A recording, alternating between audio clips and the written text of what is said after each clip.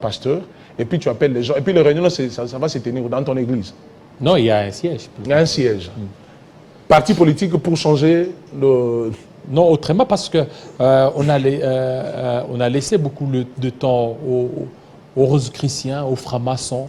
Cette fois-ci, il faut que l'Église prenne les choses à Ah, mais on a vu aussi dans le passé des pasteurs avec des partis politiques. Ils sont aujourd'hui. Les autres, ils sont revenus à l'évangile.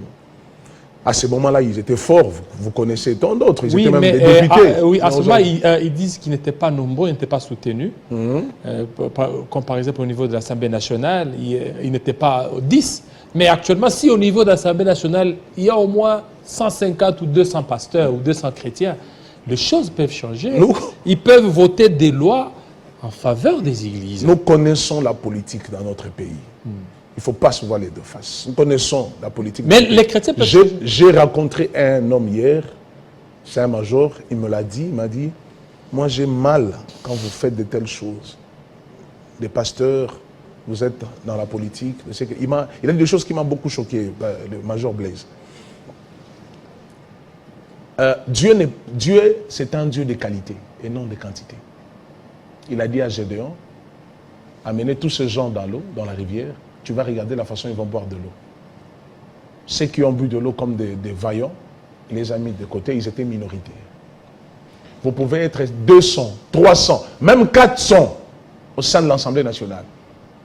Mais ne pensez pas que c'est toujours vous qui va décider. Nous connaissons comment ça se passe dans notre pays. Nous connaissons comment la politique, elle est dirigée.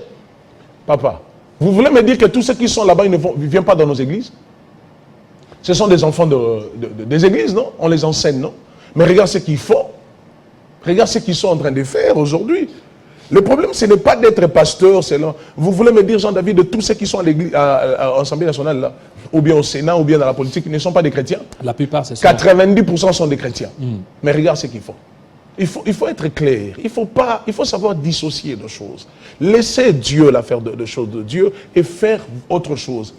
Si vous êtes intelligent, vous êtes un politicien, pasteur politicien, c'est pas mal. C'est pas mal. Faites votre travail. Mais il ne faut pas appeler tout le monde de venir adhérer dans votre vision où vous savez bien que derrière la tête, vous visez autre chose.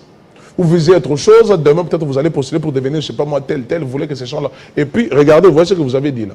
Accordez ça, accordez le temps. Vous allez voir, ça va capoter. Ça va créer des problèmes. Il y a de ceux qui vont sortir.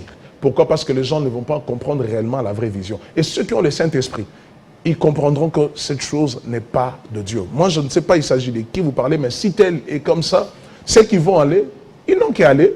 Mais nous autres ici, nous sommes des gardiens du temple. Je peux travailler ailleurs, mais toute ma vie, je me sens bien dans l'évangile. Vous n'avez pas l'idée. Quand je suis dans d'autres travails, je ne me sens pas en sécurité. Mais quand je suis dans la peau de loin de Dieu, de ministre du Seigneur, quand je sers Dieu, je me sens très à l'aise, je me sens tellement bien et je vis bien avec le peu que Dieu me donne là, dans ça. Là, je me sens très bien, papa. Et Jean-David Kilolo, l'église aujourd'hui a beaucoup de problèmes. Les pasteurs sont surchargés.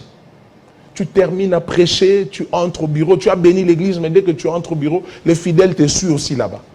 Ils viennent encore à des problèmes. Papa prie pour moi, la tête me fait mal, mais ils viennent de prier. Mais comment vous pouvez mélanger 3, 4, 5 services à la fois? Vous gérez ça comment? Alors c'est comme cela que ça deviendra. Vous êtes de l'autre côté dans des réunions de partis politiques parce que ça vous oblige. Vous appelez quelqu'un. Bon, je n'ai plus le temps. Passe vite. Prends seulement, prépare rapidement une prédication là. Prêchez qu'à bongo bongo. Prêchez seulement. Il suffit juste que l'église écoute. Vous êtes en train de tuer l'église. Alors que la prédication, ça se prépare. Il faut que Dieu vous parle. Moi, il arrive, d'autres jours à l'église, on vient comme ça, Dieu ne m'a pas donné le message. Nous avons prié, adoré, loué, amen, amen, c'est fini. Mais pourquoi ne pas donner à d'autres personnes prêcher, à d'autres enfants qui sont là? Je viens de vous le dire, il y a des enfants chez moi, comme mercredi, vendredi, mes enfants prêchent. Et ils prêchent bien parce que je les ai préparés. Chaque lundi, jeudi et samedi, plutôt mardi, jeudi et samedi, j'enseigne à l'église, j'enseigne que le serviteur, je le prépare. Et quand vous les attendez, ils prêchent, vous dites réellement que ces enfants, ils ont l'avenir, ils sont réellement bien préparés. Ce sont des enfants qui sont à l'écoute de leur père. Quand je ne suis pas là, ils gèrent l'église la nuit. C'est eux qui gèrent les prières de nuit. Peut-être moi je suis à la montagne, je pars à la montagne, et ils sont là en train de sans gérer. Eux. Sans eux. Ou bien sans l'église. Non, sans l'église. Mais beaucoup de gens, je peux aller avec beaucoup de 2, gens 3 ont réagi. serviteurs. Beaucoup de gens ont réagi par rapport Pour à dire- votre position là de montagne. Ils disent, mais pourquoi Pasteur Wana, il ne veut pas que les gens à la Ça le choque parce que les autres vivent de ça. Ah bon? Ils amènent de baffles à l'église, à la montagne. Ils portent, je sais pas, des soutanes, ou ils portent, je sais pas moi quoi. Là-bas, vous voyez les gens en train de prier. Vous savez, les gens prient là-bas, ils crient comme ça, pourquoi? Parce qu'il est dans un lieu isolé. Ils ont peur. Ils ont peur. Et puis, regardez les montagnes en question que vous parlez, Jean-David. Aujourd'hui, si vous partez à Manguengue, les chrétiens sont ici. Je ne suis pas contre les autres. Les musulmans sont ici. Les bouddhistes sont là-bas. Le vouvoiement sont de l'autre côté. Et quand Jésus partait à la montagne, il faisait quoi? Et puis, moi, par exemple, là où je pars à la montagne, je pars du côté de l'entrée. Alors pourquoi vous partez à la montagne? Parce que Christ a dit, l'heure est venue, il est déjà venu, où les vrais adorateurs adorant le Père en esprit et en vérité. Ça ne sera plus ni à Jérusalem, ni à Samarie. Exode chapitre 19, je crois 12, 13 dit, la Bible dit clair, Dieu dit à Moïse, quand tu arriveras, vous arriverez avec le peuple devant la colline, la montagne, tu montes seul, que personne ne touche même la montagne. Tu montes seul. Personne ne monte. Quand Jésus partait à la montagne, pourquoi il ne partait pas avec toute la foule qui le suivait? Pourquoi il n'est même pas parti avec tous les 12 disciples? Il part qu'avec 2 3. On part à la montagne, on est en train de descendre avec des cannes là. Vous venez d'où? Alors on parle maintenant de la situation de l'Est pour terminer. Situation dans l'Est, l'Église. Qu'est-ce que l'Église doit maintenant faire? Vous donnez des prophéties, mais pourquoi ne pas donner aussi des prophéties pour mettre fin à la guerre? Vous dites, telle date, il y aura la fin de la guerre. Non. Il y a aussi la volonté permissive. Il faut connaître une chose. Moi, j'avais déjà parlé plusieurs fois de l'histoire de l'Est.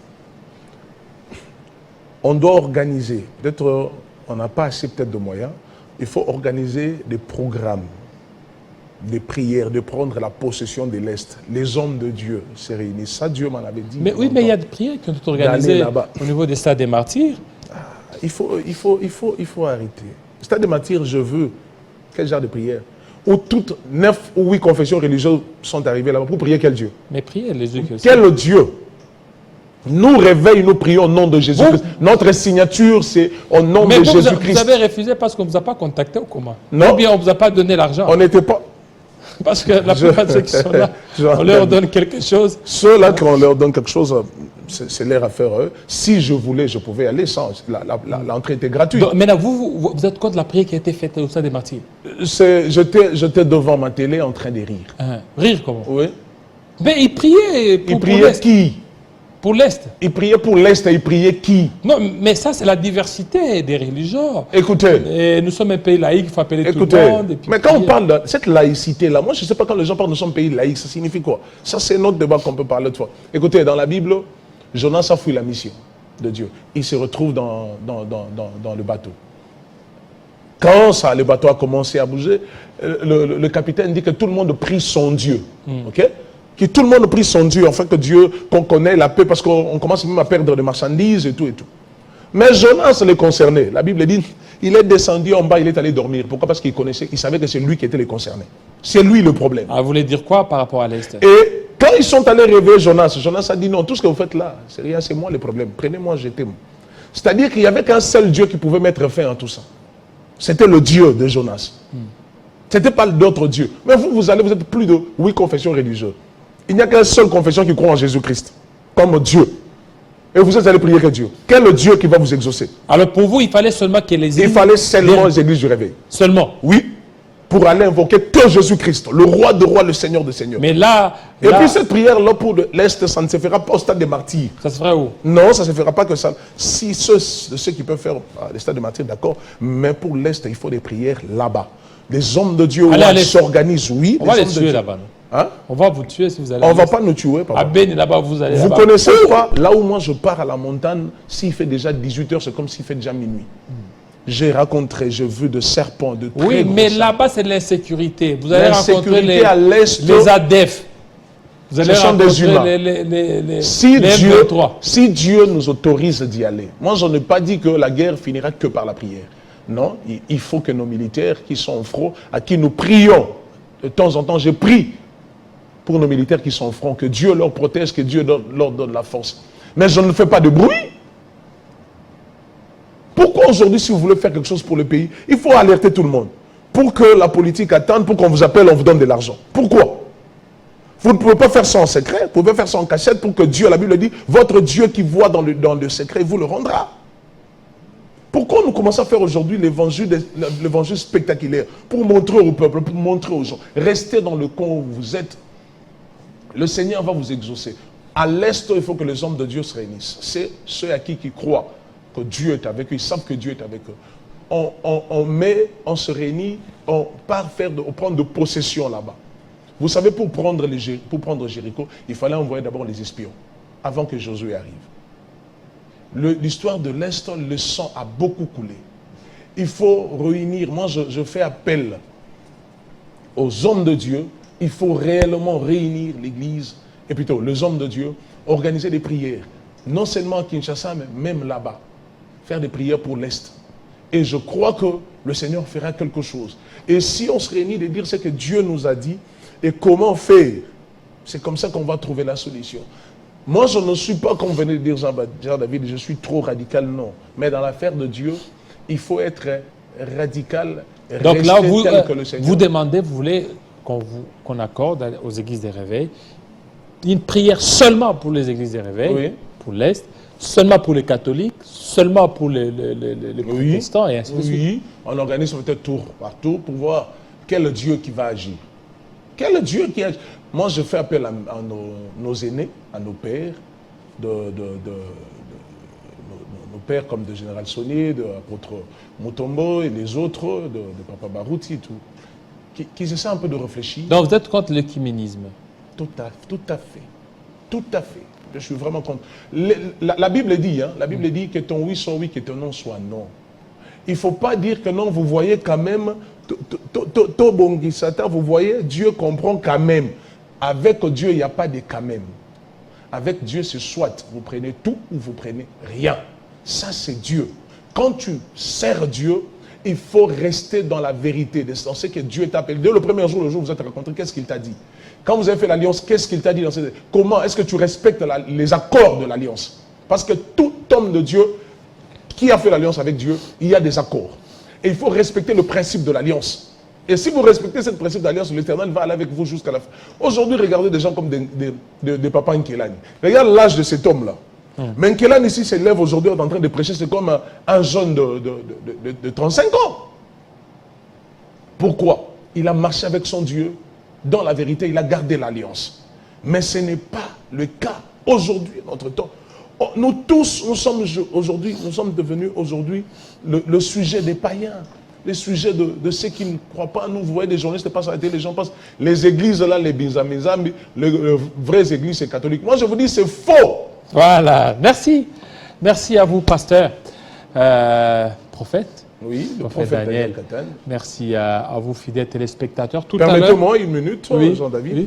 Oui. Nous organisons un programme à l'église. Effectivement. D'ailleurs, je fais appel à tous les serviteurs de Dieu, le jeune montant, qui veulent être réellement formés, ils peuvent demander la permission dans leurs églises, auprès de leurs pasteurs, même ceux-là qui n'ont pas des églises, qui sont des électrons libres, qui essaient de mettre de l'ordre. Ils peuvent venir nous rejoindre à l'église, sur l'avenue Wamba numéro 9, à Kingaboa, référence Wenziambila, de venir être enseignés. Chaque jeudi, il y a un enseignement pour tout le monde. Et nous organisons également un programme où on va vous inviter tout le monde, parce que bientôt, au mois d'avril, je serai avant le déplacement vers Pointe-Noire, je serai chez le pasteur Gédéon Ngongo, à Massine, on organise un programme là-bas. Mais j'invite les gens à l'église pour un séminaire que nous sommes en train de préparer et pour le programme de la formation des hommes de Dieu, pour être un vrai homme de Dieu. Que Dieu bénisse tous les enfants de l'église, parole de feu,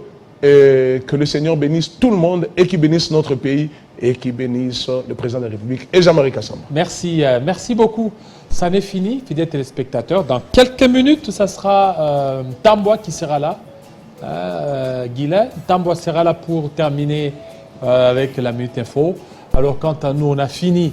Vous avez été nombreux, on a été avec vous depuis 7h, 10h d'ici là. Restez branchés sur Télé 50. Merci à vous, homme de Dieu. Merci beaucoup. Surtout pour le sacrifice que vous aviez consenti. Il y avait 3 invités, mais malheureusement, la pluie et tout ça. Restez branchés sur Télé 50. À très bientôt.